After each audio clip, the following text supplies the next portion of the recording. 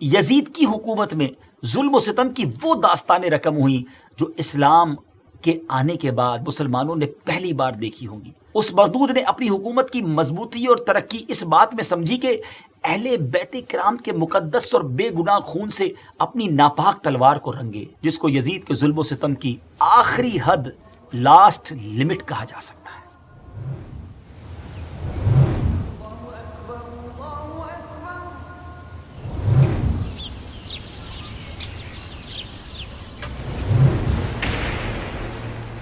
السلام علیکم ورحمۃ اللہ وبرکاتہ۔ ناظرین، ایک بار پھر قیامت کی نشانیاں ایپیسوڈ لے کر حاضر ہیں، اور جس میں ہم نے آج ایک بڑی یونیک قیامت کی نشانی پر بات کرنی ہے۔ آج کا ٹاپک سیڈ ضرور ہے، غمناک ہے، مگر ایک نئی معلومات آپ کو ملے گی۔ سب سے پہلے میں آپ کو یہ بتاتا ہوں کہ قیامت کی نشانیوں کو 3 قسموں میں تقسیم کیا جاتا ہے۔ There are 3 types of signs of قیامہ۔ نمبر 1، پہلی وہ نشانیاں جو ظاہر ہو کر ختم ہو گئی، انہیں علامات بعیدہ کہا جاتا ہے، وہ آلریڈی کمپلیٹ ہو گئیں اور ختم بھی ہو گئیں۔ دوسری نشانیاں وہ ہیں جو ظاہر ہو کر ختم نہیں ہوئیں بلکہ وہ کنٹینیو چلتی آ رہی ہیں۔ اور تیسری نشانیاں وہ ہیں جو قیامت کے بالکل قریب ہوں گی اور ان کے مکمل ہونے کے بعد قیامت آ جائے گی۔ جی ہاں، یہ وہ نشانیاں ہیں کہ جیسی وہ کمپلیٹ ہوں گی قیامت آ جائے گی۔ آج کے پروگرام میں بیان ہونے والا جو کانٹینٹ ہے اور جو سچویشن ہے وہ یقیناً بہت سارے عاشقان اہل بیت کے لیے غمناک ہے، لیکن اس سے پہلے ہم آپ کو نبی پاک علیہ الصلوۃ والسلام کا ایک بہت ہی پیارا فرمان سناتے ہیں۔ میرے آقا علیہ الصلوۃ والسلام نے ارشاد فرمایا کہ یہودیوں نے ایک دن میں 45 نبیوں اور 170 صالحین کو قتل کر دیا تھا جو ان کو اچھی باتوں کا حکم دیا کرتے تھے۔ مزید یہ کہ اللہ پاک کے مشہور نبی جن کا ذکر قرآن پاک میں بھی موجود ہے، میری مراد حضرت یحییٰ علی نبینا علیہ الصلوۃ والسلام ہے، ان کا واقعہ کچھ اس طرح ہے کہ دمشق کے بادشاہ حداد بن حدار نے اپنی بیوی کو 3 بار ڈائیورس دے دی، 3 بار طلاق دے دی تھی۔ پھر وہ چاہتا تھا کہ بغیر کسی شرعی طریقے کے وہ اس کو دوبارہ بیوی بنا لے، تو حضرت یحییٰ علی نبینا علیہ الصلوۃ والسلام سے فتویٰ طلب کیا، تو آپ نے فرمایا کہ وہ تو اب تم پر حرام ہو چکی ہے۔ تو اس کی وائف کو یہ بات بہت سخت ناگوار گزری اور وہ حضرت یحییٰ علیہ الصلوۃ والسلام کے قتل کے درپے ہو گئی۔ چنانچہ اس نے بادشاہ کو مجبور کر کے قتل کی اجازت حاصل کر لی، اور جبکہ وہ مسجد جبرون میں نماز پڑھ رہے تھے تو بحالت سجدہ حضرت یحییٰ علیہ الصلوۃ والسلام کو قتل کر دیا گیا۔ جی ہاں ناظرین، اللہ کے نبی کا قتل کیا گیا، اور ایک تشت میں ان کا سر مبارک اپنے سامنے منگوایا گیا۔ مگر اللہ کی شان دیکھیں کہ وہ کٹا ہوا سر بھی گویا یہ پکارتا رہا اور حق بات کا اعلان کرتا رہا کہ بادشاہ کے لیے یہ بیوی حلال نہیں ہے۔ اور اسی حالت میں اس عورت پر خدا کا یہ عذاب نازل ہو گیا کہ وہ عورت سر مبارک کے ساتھ ہی زمین میں دھس گئی۔ ہماری امت سے پہلے بھی ایسے لوگ تھے جو اللہ کے مقرب بلکہ انبیاء کو شہید کرنے سے بھی نہ ڈرے۔ اس طرح ہماری امت میں بھی ایسا ہی ایک شخص آیا جس نے نبی کے گھرانے میں سے کئی عظیم ہستیوں کو مرڈر کیا، معاذ اللہ شہید کر دیا گیا۔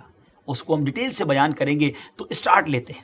ڈیئر ویورز، جیسا کہ ہم نے آپ کو بتایا تھا کہ قیامت کی پہلی قسم میں وہ نشانیاں ہیں جو ظاہر ہو کر ختم ہو گئی ہیں۔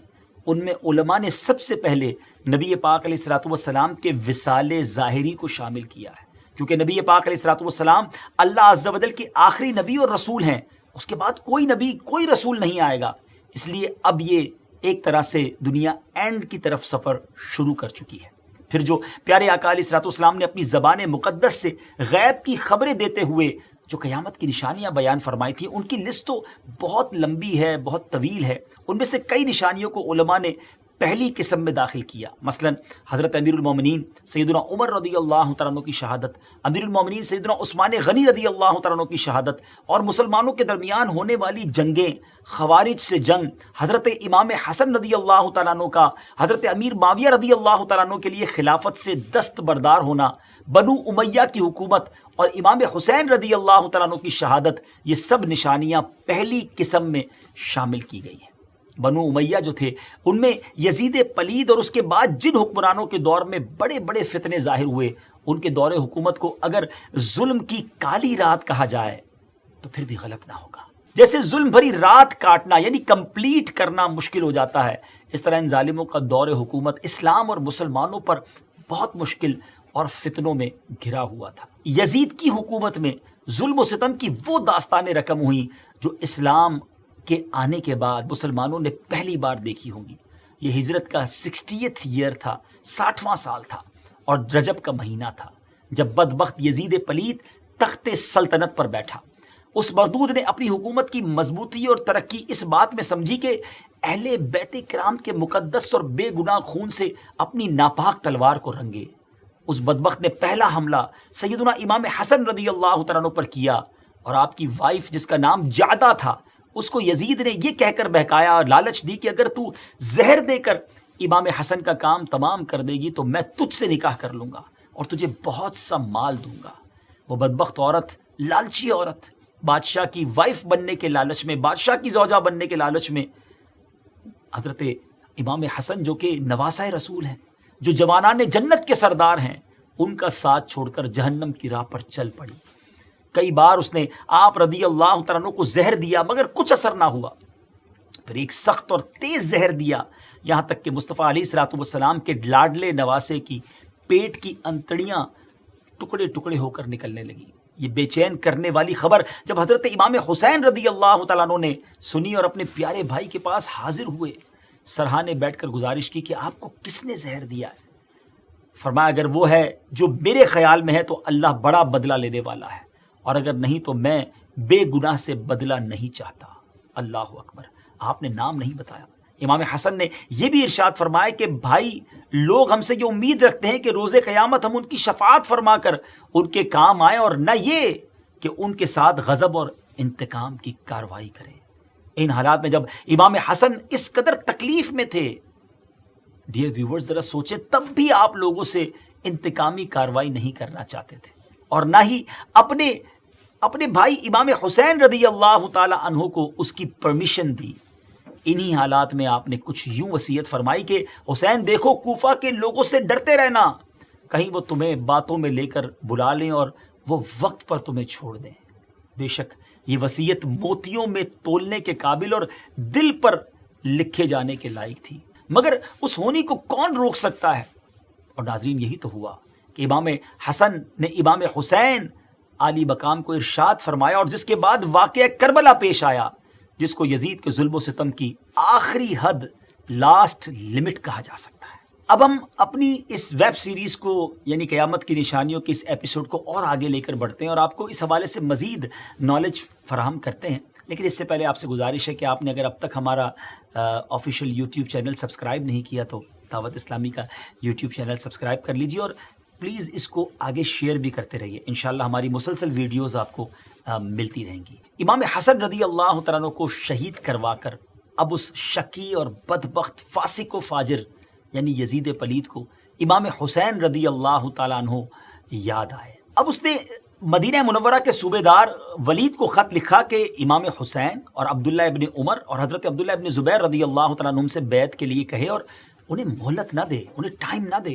صوبے دار نے خط پڑھ کر ایک شخص کو بھیجا کہ امام حسین کو بلواؤ۔ امام حسین رضی اللہ تعالیٰ عنہ نے اس کے میسنجر سے فرمایا کہ چلو آتے ہیں۔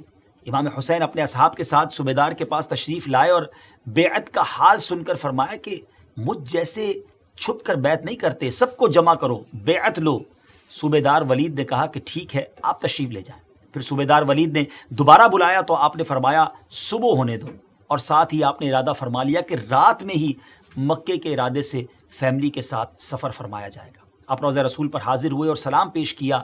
ناظرین یہ شعبان کی چوتھی رات تھی، the fourth night of شعبان، اور اس کا بھی اکثر حصہ گزر چکا تھا۔ سب لوگ اپنے مکانوں میں سو رہے تھے، اور ہاں، خاندان نبوت کے مکانوں میں لوگ جاگ رہے تھے۔ سفر کا سامان باندھا جا رہا تھا۔ حضرت امام علی مقام مسجد نبوی شریف سے باہر تشریف لائے اور قافلہ سوئے مکہ روانہ ہو گیا۔ آنکھیں اشک بار تھیں وہ لوگ جو مدینے میں پیدا ہوئے تھے۔ امام حسین کی ولادت بھی مدینے میں ہوئی، نانا جان کا روضہ بھی یہی ہے، اور آج اس نبی پاک کے خاندان کو مدینہ چھوڑنا پڑ رہا ہے۔ یہ کیسی رات ہوگی، یہ فرقت کا کیسا لمحہ ہوگا۔ اب دوسری طرف جب اہل کوفہ کو یزید خبیث کے تخت نشینی اور امام حسین سے بیعت طلب کیے جانے اور امام حسین مدینہ چھوڑ کر مکے تشریف لے آنے کی خبریں پہنچی تو ان لوگوں نے آپس میں مشورہ کیا اور امام حسین رضی اللہ تعالیٰ عنہ کو خط لکھے کہ آپ ہمارے یہاں تشریف لائیں اور ہم کو یزید کے ظلم سے بچائیں، ہم آپ کی بیعت کریں گے۔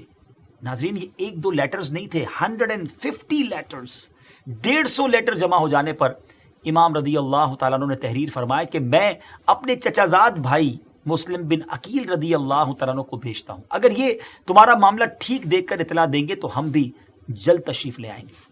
اب حضرت مسلم رضی اللہ تعالیٰ عنہ کوفہ بھیجے گئے، اور جب وہاں آپ پہنچے تو کوفے والوں نے امام رضی اللہ تعالیٰ عنہ کو مدد دینے کا وعدہ کیا، بلکہ 18,000 داخل بیعت بھی ہو گئے، اور حضرت مسلم کو اپنی باتوں سے یہاں تک مطمئن کروا دیا، سیٹسفائی کروا دیا کہ حضرت مسلم بن عقیل رضی اللہ تعالیٰ عنہ نے امام حسین کو ایک لیٹر لکھا اور بتایا کہ حضور کوفی جو ہیں وہ میرا انہوں نے استقبال بھی کیا، بڑی تعداد میں بیعت بھی کر لی ہے، تو آپ اب کوفہ آ جائیے۔ دوسری طرف یزید پلید کو کوفیوں نے خبر دی کہ حسین رضی اللہ تعالیٰ عنہ نے مسلم بن عقیل رضی اللہ تعالیٰ عنہ کو بھیجا ہے، اور کوفہ کے جو حاکم ہیں نعمان بن بشیر ان کے ساتھ نرمی کا برتاؤ کر رہے ہیں، اگر کوفے کا نظام سنبھالنا ہے تو کوئی زبردست، دوسرے لفظوں میں کہا جائے کہ ظالم حکمران بھیجا جائے۔ اس نے عبداللہ ابن زیاد کو حاکم بنا کر روانہ کیا اور کہا کہ مسلم رضی اللہ تعالیٰ عنہ کو شہید کرے یا کوفے سے نکال دے۔ اس نے کوفہ پہنچتے ہی امام مسلم کو گرفتار کروایا اور شہید کر کے ان کا سر مبارک یزید کے پاس بھجوا دیا۔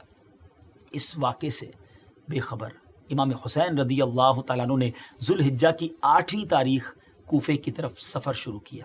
ٹرائی ٹو انڈرسٹینڈ، مکے میں حج کا سیزن ہے، 7-8 ذوالحجہ تو پوری دنیا سے حاجی آ جاتے ہیں نا، لوگ حج کرنے مکے آ رہے ہیں، اور امام عالی مقام حج کے دنوں میں مکہ چھوڑ کر کوفہ جا رہے ہیں۔ صحابہ کرام نے بہت عرض کیا کہ آپ نہ جائیں، کوفے والے کوفی لا یوفی، وہ وفادار نہیں ہوتے، مگر آپ امام تھے اور آپ یہ جانتے تھے کہ اگر ان لوگوں نے مجھے خط لکھا ہے اور میں ان کی بلاوے پر نہ گیا، اور اگر قیامت کے دن اللہ کی بارگاہ میں انہوں نے عرض کر دیا کہ مولا ہم تو امام کو بلاتے رہے، وہ آتے تو ہم ان کی بیعت کر لیتے، تو امام عالی مقام ان کی اس حجت کو خاتمہ کرنے کے لیے، اس دلیل قائم نہ ہو جائے اس کے لیے آپ نے یہ سفر اختیار فرمایا۔ ناظرین اس زمانے میں کوئی ایسا طریقہ تو تھا نہیں کہ کسی طرح آپ کو پتہ چل جاتا، انٹرنیٹ کا زمانہ نہیں تھا، ٹیلی فون سسٹم نہیں تھا کہ حضرت مسلم بن عقیل نے خط لکھ کر کہا تھا کہ ایوری تھنگ از اوکے، مگر اب انہی کو شہید کر دیا گیا ہے۔ امام حسین اپنے رفقا کے ساتھ اپروکسیمیٹلی 72 لوگ تھے ناظرین، اور یہ وہ لوگ تھے جس میں بچے بھی تھے، خواتین بھی تھیں، یہ لڑنے نہیں جا رہے تھے، یہ تو نانا کے دین کو پھیلانے جا رہے تھے، یہ تو کسی کی دعوت پر گویا بلائے جا رہے تھے، یہ لڑائی کے لیے نہیں جا رہے تھے۔ یہ قافلہ یہاں سے روانہ ہوتا ہے، اور جب مکے سے کوفہ کے راستے میں امام حسین رضی اللہ تعالیٰ عنہ کو یہ پتہ چلا کہ حضرت مسلم بن عقیل شہید کر دیے گئے ہیں، تو اب قافلے والوں نے مشورہ کیا کہ جانا ہے یا نہیں جانا ہے، مگر ایک بار یہ طے ہوا کہ اب نکل پڑے ہیں اللہ کی راہ میں تو جانا ہے۔ بیسیکلی جو ہونی تھی وہ تو ہونی تھی۔ بہرحال امام حسین اپنے قافلے کے ساتھ آگے جا رہے ہیں، اور اب کیا ہوا ناظرین؟ اب امام حسین رضی اللہ تعالیٰ عنہ کا ٹریول کوفے کی طرف جاری ہے، اور آپ کوفے کی طرف مسلسل آگے بڑھتے جا رہے تھے۔ آپ کو دوران سفر دوپہر کے وقت کچھ سوار آتے ہوئے نظر آئے، اور قریب آنے پر معلوم ہوا کہ حر ہیں جو 1000 سواروں کے افسر بنا کر امام رضی اللہ تعالیٰ عنہ کو ابن زیاد کے پاس لے جانے کے لیے بھیجے گئے ہیں۔ حضرت حر نے امام حسین پر کوئی سختی نہ فرمائی تھی کہ امام حسین آگے بڑھتے ہوئے جب نینوا کے مقام پر پہنچے تو ایک سوار کوفے سے آیا، اور اس نے حضرت حر کو ابن زیاد کا خط دیا جس میں لکھا تھا کہ حسین رضی اللہ تعالیٰ عنہ پر سختی کر، جہاں اتریں میدان میں اتریں اور پانی سے دور رہیں، یہ قاصد برابر تیرے ساتھ رہے گا یہاں تک کہ مجھے خبر دے گا کہ تو نے میرے حکم پر عمل کیا کہ نہیں۔ حر نے خط پڑھ کر امام رضی اللہ تعالیٰ عنہ سے گزارش کی کہ مجھے یہ حکم آیا ہے کہ میں اس کے خلاف نہیں کر سکتا، یہ قاصد مجھ پر جاسوس بنا کر بھیجا گیا ہے۔ محرم الحرام کا مہینہ سٹارٹ ہو چکا تھا ناظرین، 2 محرم سن 61 ہجری کا دن تھا جب امام حسین رضی اللہ تعالیٰ عنہ کربلا کے میدان میں پہنچے۔ آزمائشوں اور مصیبتوں کا سفر شروع ہو چکا تھا،